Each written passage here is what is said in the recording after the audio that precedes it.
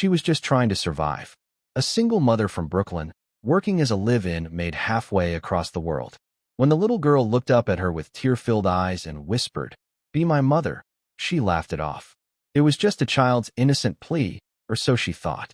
What Grace Williams didn't know was that the father of that little girl wasn't just wealthy. He was lethal. And by accepting that child's plea, even as a joke, she had just stepped into a world where mothers don't survive, they disappear. This is the story of how one moment of kindness became a death sentence and somehow a second chance at life. Before we go any further, there are 3 things you need to understand. Why would a mother abandon her 6-year-old daughter? How does a housekeeper become the target of an international crime organization? And what happens when a crime boss realizes the woman caring for his daughter knows his darkest secret? By the end of this story, you'll understand why sometimes love is the most dangerous weapon of all. But first, we need to go back to where this all began. Grace Williams was 47 years old when she made the decision that would change her life forever. A certified nursing assistant from Bed-Stuy, Brooklyn, she had raised her son Marcus alone after her husband walked out when the boy was 3. For 24 years, Grace had been both mother and father to Marcus, working double shifts at Methodist Hospital, picking up weekend shifts at nursing homes, doing whatever it took to keep a roof over their heads and food on the table. She remembered the nights when Marcus was little, when she would come home at midnight after a 16-hour shift and find him asleep on the couch, homework scattered around him, waiting up for her even though she had told him not to. She remembered the parent-teacher conferences she almost missed, the school play she watched from the back row still in her scrubs, the birthdays celebrated with dollar store decorations and homemade cake, because that was all she could afford. But Grace had never complained. Not once. Because Marcus was her world, her reason for breathing, her proof that something good could come from struggle. And when that acceptance letter from Columbia University arrived in their cramped apartment in March of 2018, Grace had fallen to her knees in their tiny kitchen and cried tears of joy and terror. Joy because her baby, her Marcus, had made it. He had broken the cycle. He was going to have opportunities she never had. Terror because she had no idea how they were going to pay for it. The scholarship covered tuition, yes, but there were books, housing, meal plans, transportation, a laptop he would need. The financial aid office estimated $12,000 a year in additional expenses. Grace made $32,000 a year as a nursing assistant. After rent, utilities, food, and the minimum payments on the credit card debt she had accumulated over the years, there was nothing left. She had already been working 2 jobs for the past decade. There were no more hours in the day to sell. That was when she saw the advertisement.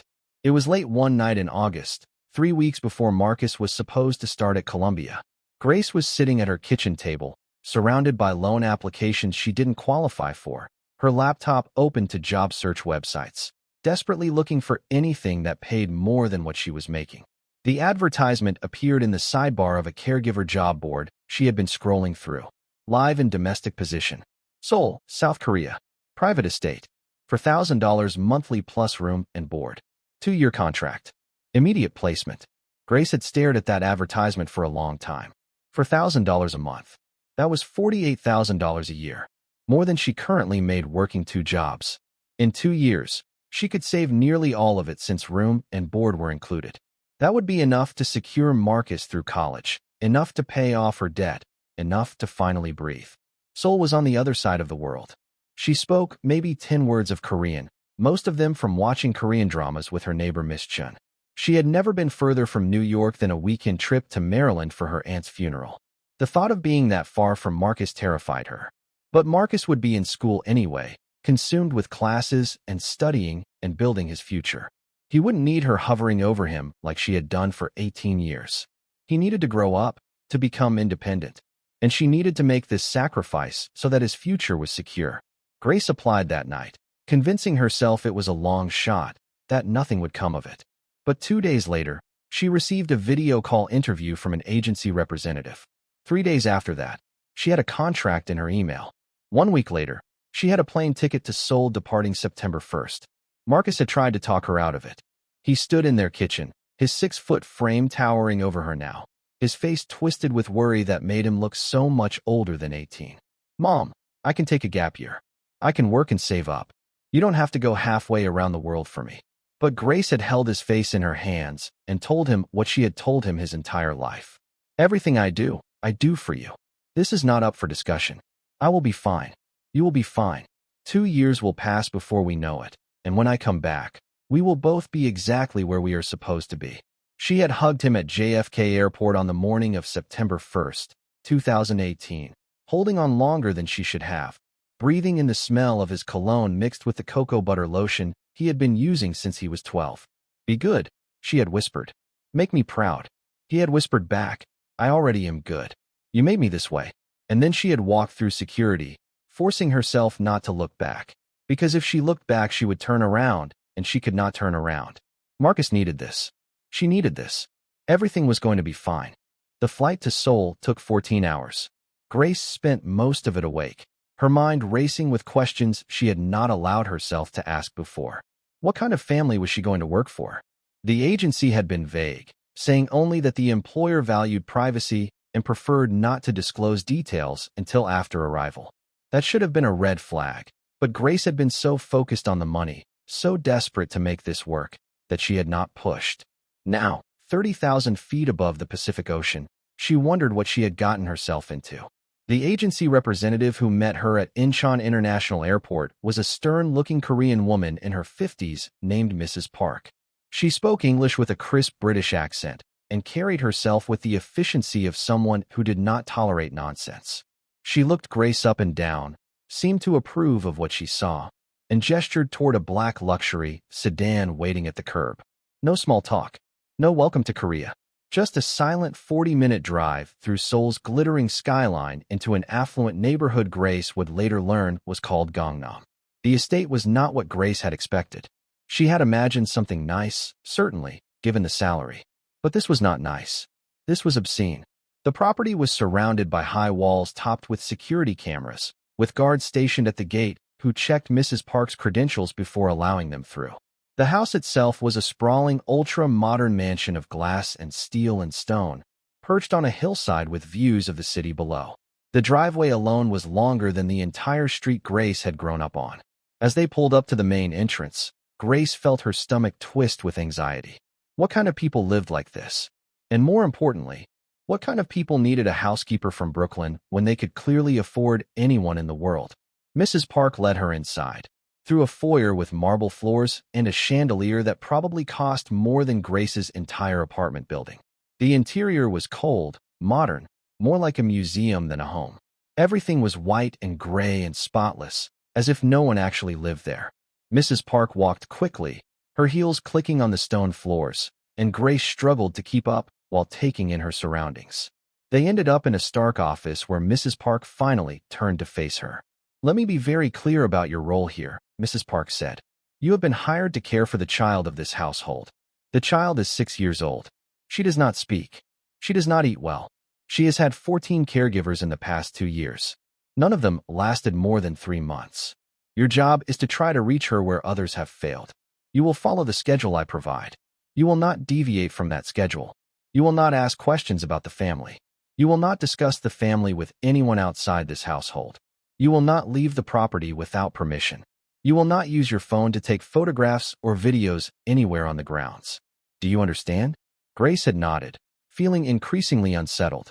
She wanted to ask why the child did not speak, what had happened to her, why 14 caregivers had failed. But Mrs. Park's expression made it clear that questions were not welcome. You will meet the child tomorrow morning, Mrs. Park continued. Her name is Emma. She is in the East Wing.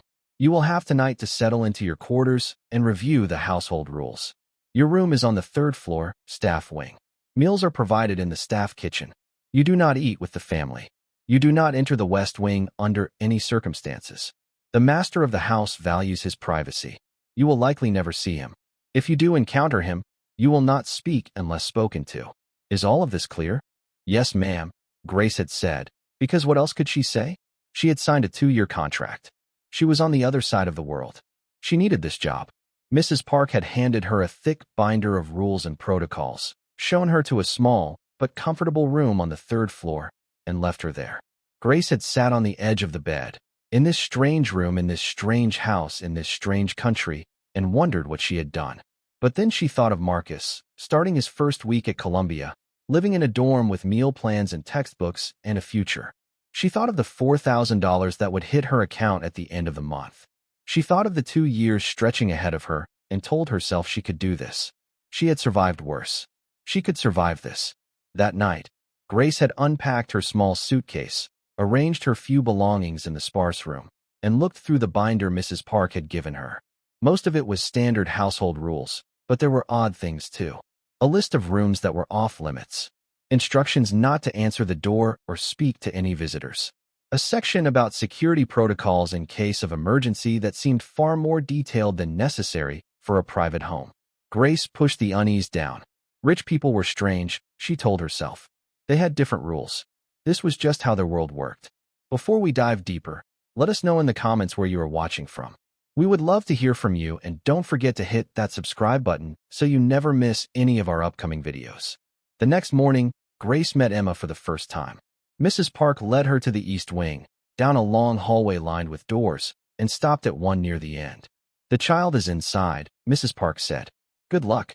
And then she left, her footsteps echoing down the hallway, leaving Grace standing alone outside a closed door. Grace knocked softly. No answer. She knocked again. Still nothing.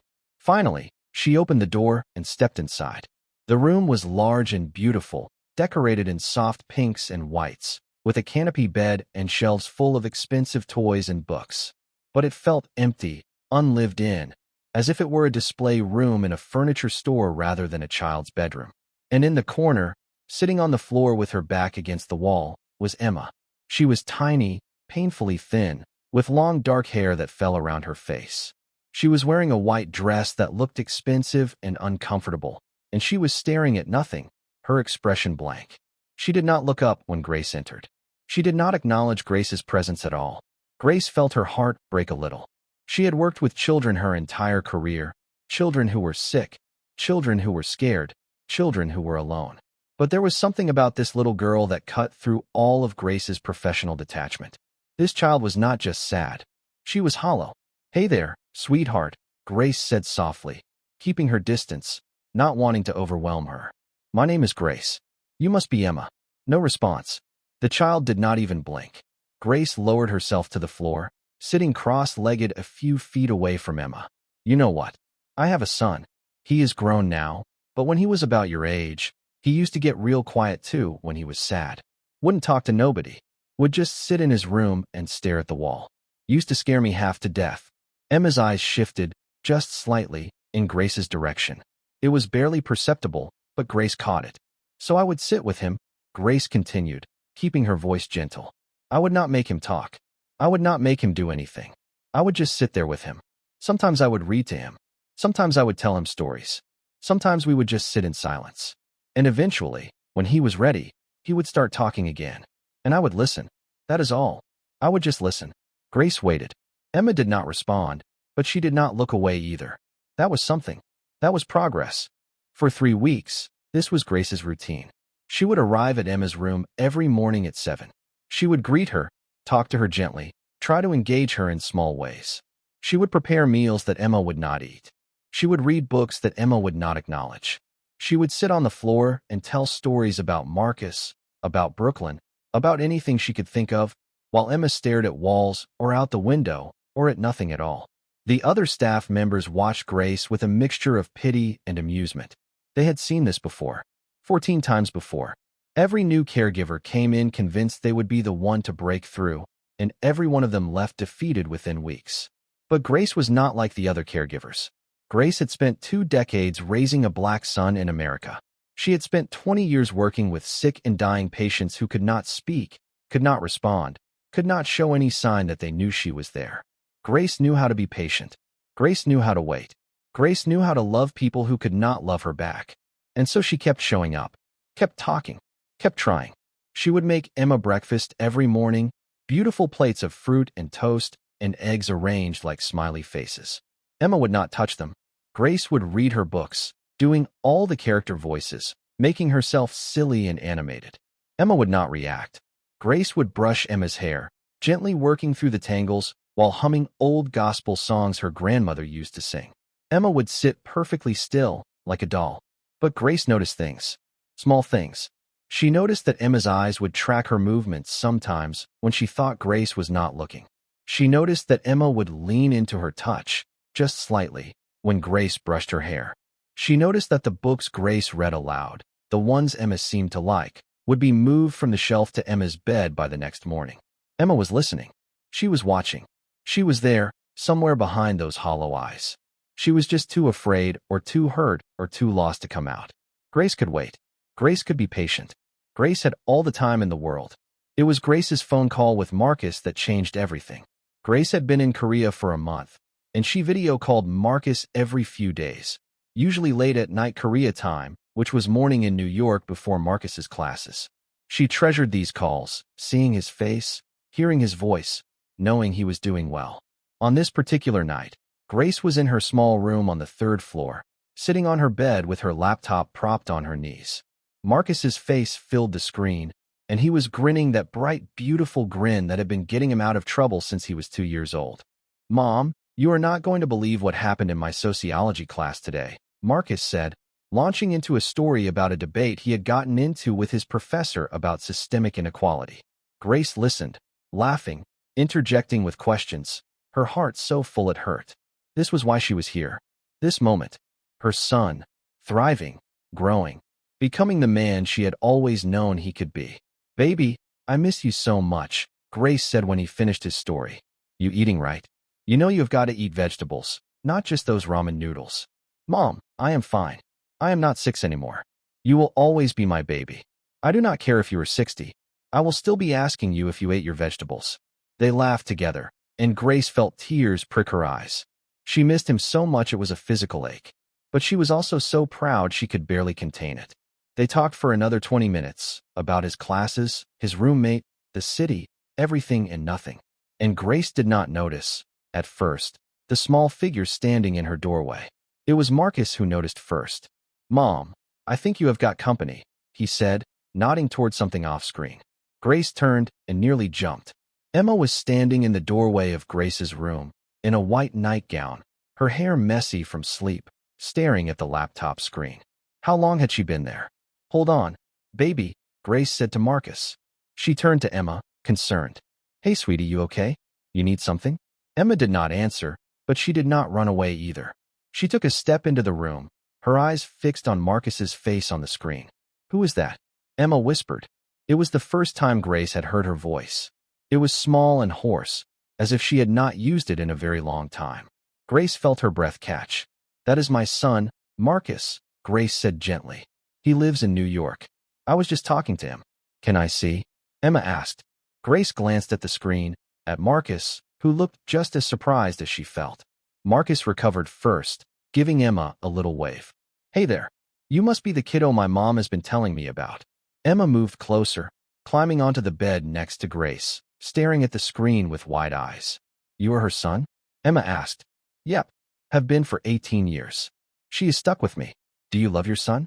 Emma asked, and there was something raw in her voice, something desperate.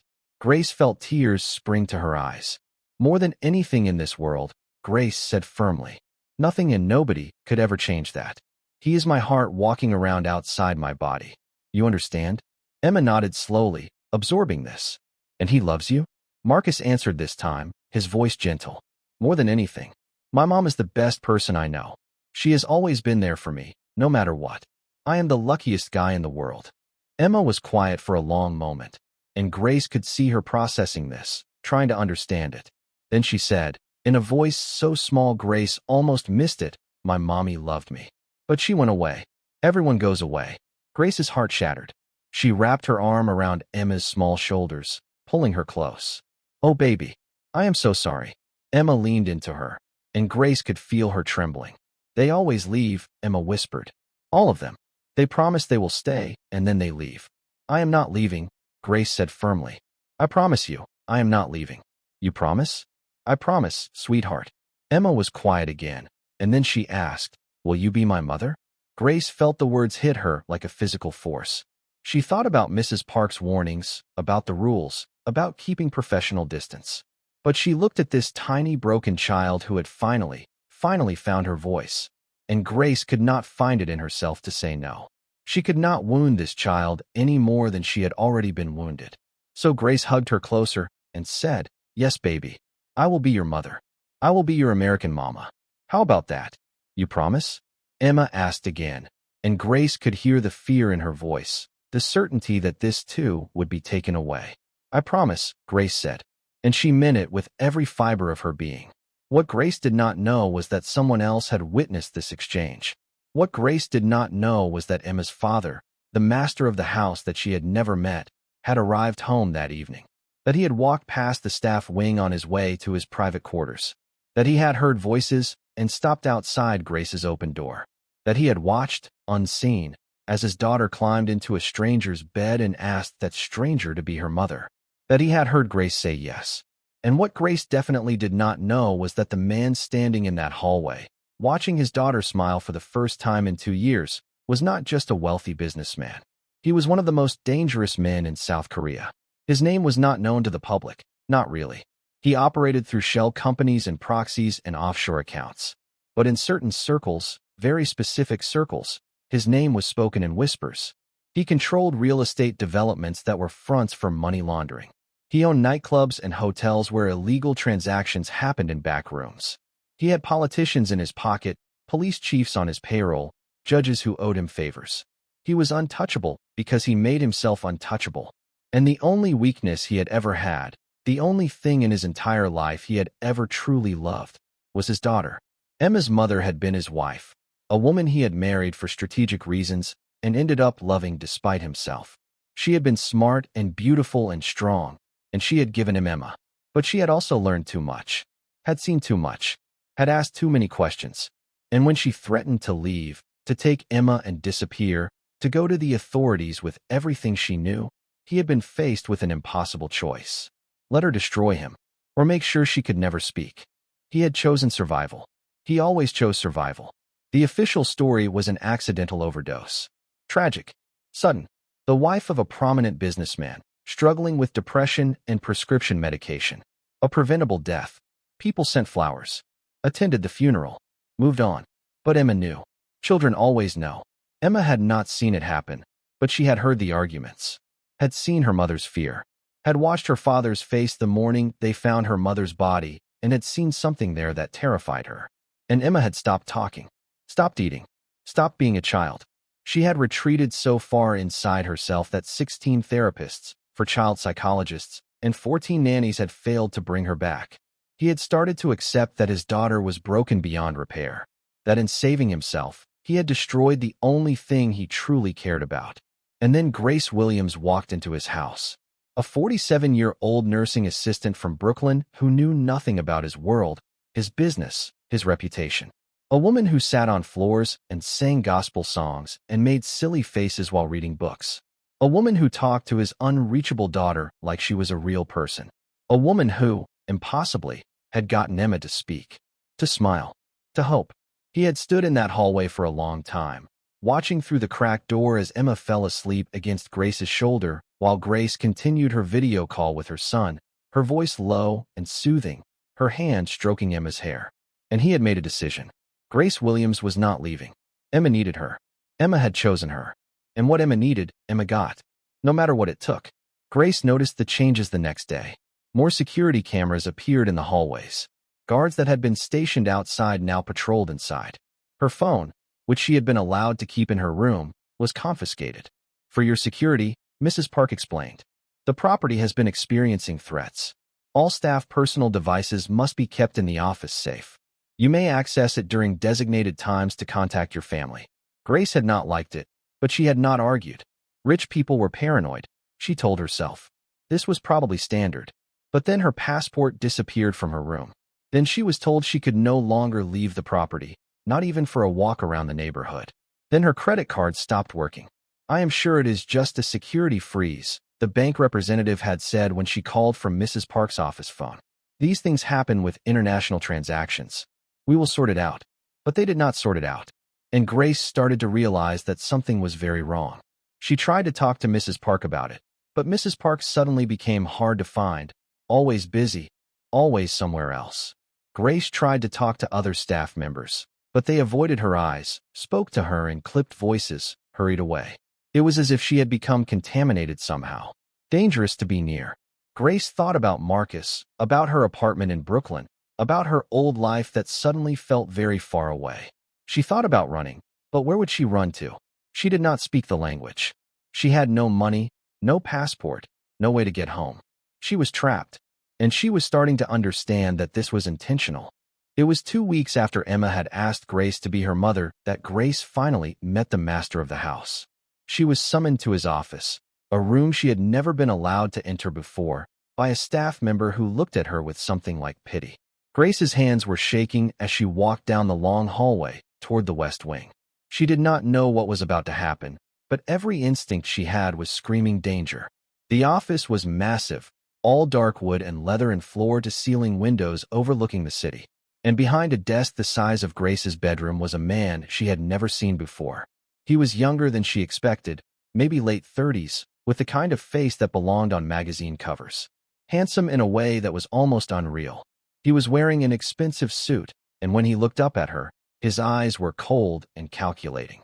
"Miss Williams," he said, his English perfect, accent British, like he had been educated abroad. "Please sit." Grace sat, because her legs would not hold her anymore. She folded her hands in her lap to stop them from shaking. "Sir," she began, but he held up a hand, cutting her off. "I want to thank you," he said. "My daughter has not spoken in 18 months. She has not smiled in 2 years. In 6 weeks, you accomplished what millions of dollars in therapy could not." Grace swallowed hard. She is a special little girl. She just needed someone to listen to her. Someone to be patient with her. To love her, he said, and there was something sharp in his voice. To be her mother. Grace felt ice flood her veins. "Sir, it was just children's talk." She did not mean anything by it. She is 6 years old. She does not say things she does not mean. Neither do I. Grace's mouth went dry. "I do not understand. My daughter asked you to be her mother. You accepted. I am simply ensuring the arrangement is permanent." "No," Grace said, standing up, panic rising. "No, I have a son. I have a life. I am going home in 2 years. I have a contract." "Your contract has been amended," he said calmly. "You now have a permanent position with this household. You will be compensated accordingly. Your previous life, your son, your apartment, all of that will be taken care of. You will want for nothing. I am not asking, Miss Williams. This is not a negotiation. You cannot keep me here," Grace said, her voice shaking. "This is kidnapping. I will call the embassy. I will call the police." "The police work for me," he said. "The embassy will tell you that you are here on a valid work visa, employed willingly by a reputable family. Your son will be told that you decided to extend your contract, that you are doing well, that you will be home eventually. And if you fight me on this, if you try to leave, if you make trouble, I will make sure your son never finishes college. I will make sure every door in his life closes. I will ruin him so completely that he will wish he had never been born. Do I make myself clear?" Grace felt tears streaming down her face. "Why are you doing this?" "Because my daughter needs you. Because she has chosen you. Because I have lost too much already, and I will not lose her. She stays happy. She stays healthy. That is all I care about. And you are going to make that happen." "Please," Grace whispered. "I am not a prisoner." "You are whatever I say you are," he said. "You wanted to help a child. Congratulations. You succeeded. Now you get to live with the consequences." Grace had walked back to her room in a daze. She had locked herself inside and sobbed, great heaving sobs that tore from her chest. She thought about Marcus, about never seeing him again, about him thinking she had abandoned him. She thought about her freedom, about her life, about everything she had lost in one conversation. She thought about Emma, sweet, broken Emma, who had no idea that her request had turned Grace's life into a cage. And Grace realized that she had been a fool. She had walked into this house thinking she was helping, thinking she was making a difference, thinking her kindness mattered. But kindness meant nothing to men like Emma's father. Power was all that mattered. Control was all that mattered. And Grace had none. Over the next 3 months, Grace tried everything. She tried to contact the American embassy through staff members, but the messages never got through. She tried to convince other staff to help her, but they all refused, too afraid of losing their jobs, or worse. She tried to find ways to reach Marcus, to tell him what was happening, but every communication was monitored. The video calls she was allowed to make were supervised by Mrs. Park. The emails she sent were read before they went out. Anything that hinted at her situation was blocked. She was allowed to tell Marcus that she was fine, that she was staying longer, that she missed him. Nothing more. And Grace watched as Marcus's messages became confused, then hurt, then angry. She watched as he stopped believing her excuses, stopped trusting her words. She watched as the distance between them grew from 6,000 miles to something much wider and more painful. But Emma was thriving. That was the cruelest part. Emma was eating, talking, laughing. She followed Grace everywhere, held her hand, called her mama. She was becoming a real child again, full of life and questions and joy. And Grace loved her. God help her, Grace loved this child. How could she not? Emma was innocent in all of this. Emma was just a little girl who had lost her mother and found someone to fill that void. Emma did not know that Grace was a prisoner.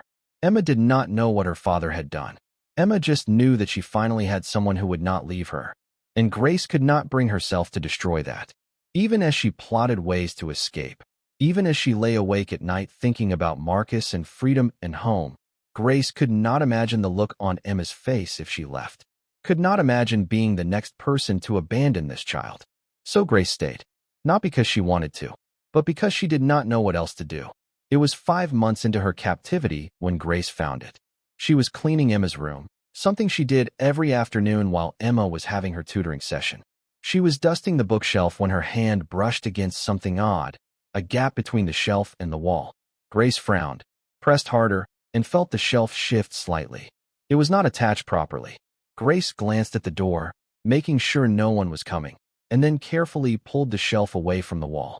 Behind it was a hollow space, and inside that space was a box. It was small, wooden, ornate. Grace pulled it out with trembling hands and opened it. Inside were letters, dozens of them, written in a flowing script, in English. Grace picked up the first one and started reading. And as she read, she felt the blood drain from her face. The letters were from Emma's mother. They were dated over the course of 2 years before her death, and they detailed everything.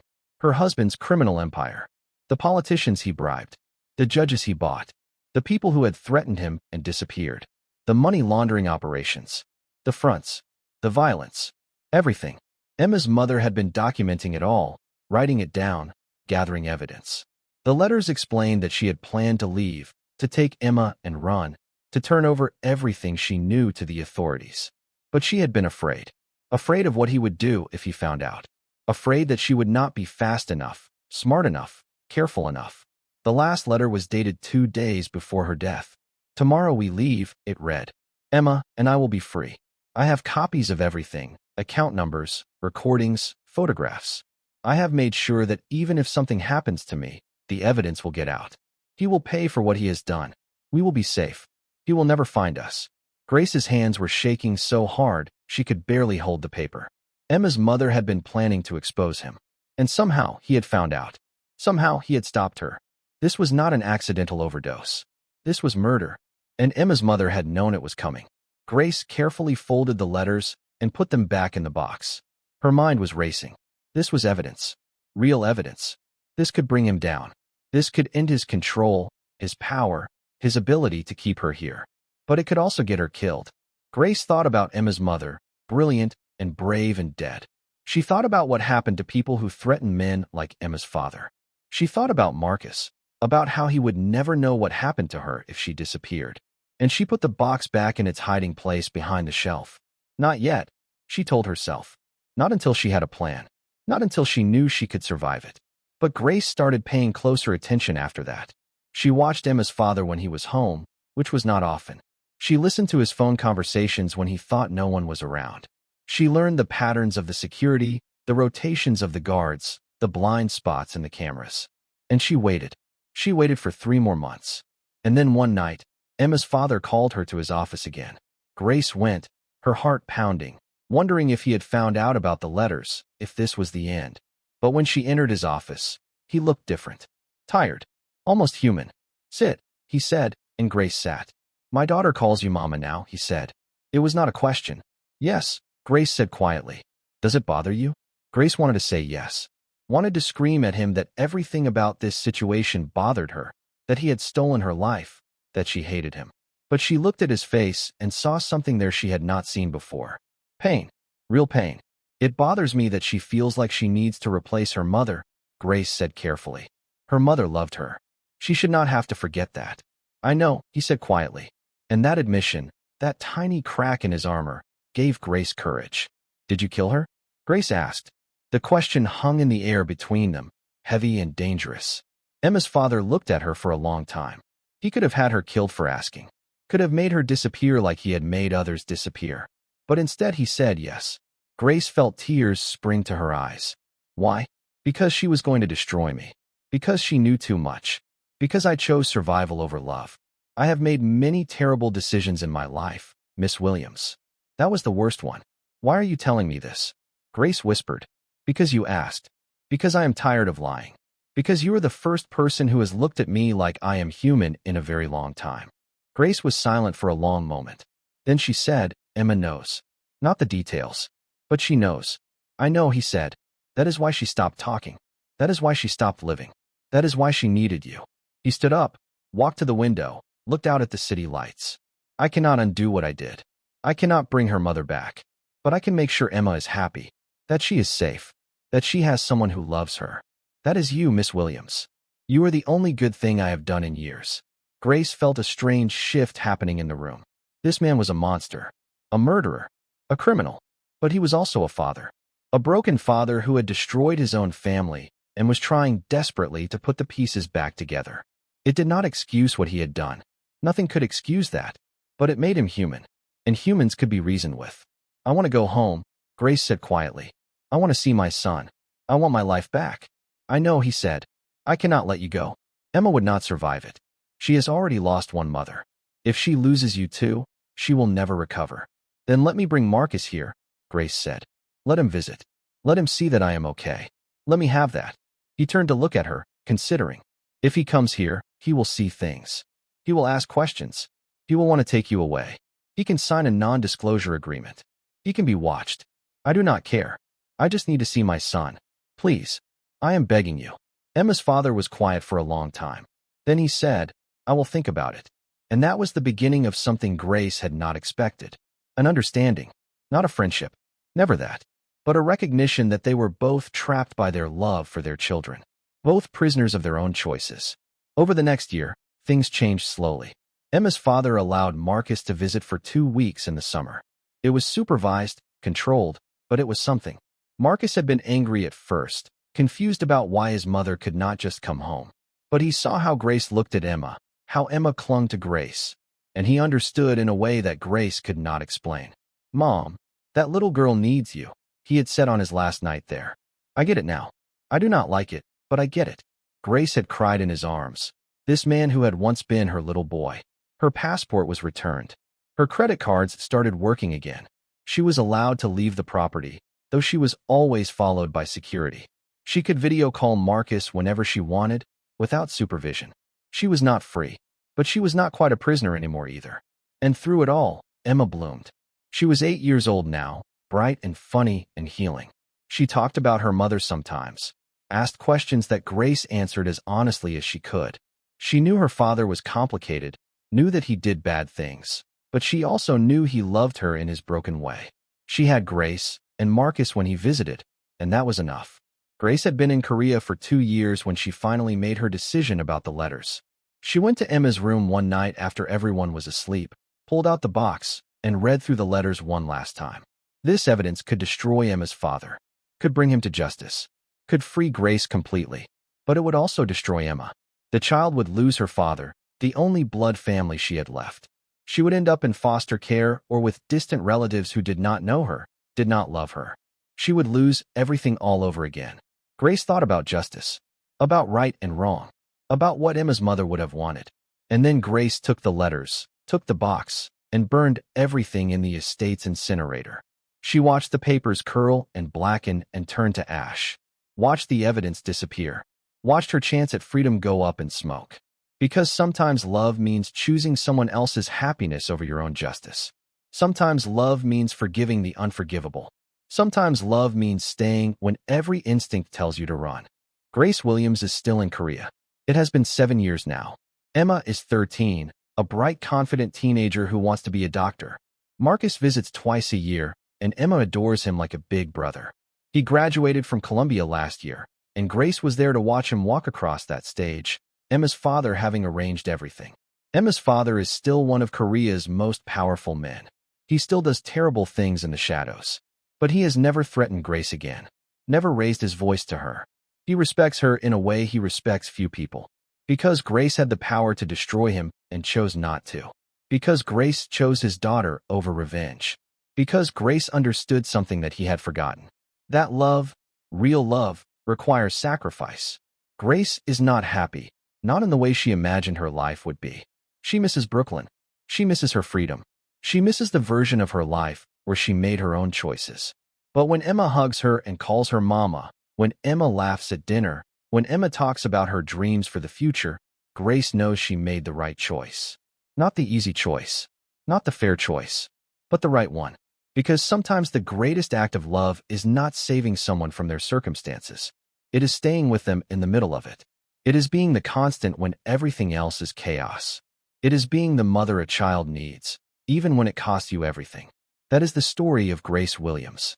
A woman from Brooklyn who went to Korea to save her son's future and ended up saving a little girl's life. A woman who could have destroyed a monster but chose to love his daughter instead. A woman who learned that sometimes the strongest chains are not made of steel or threats or violence.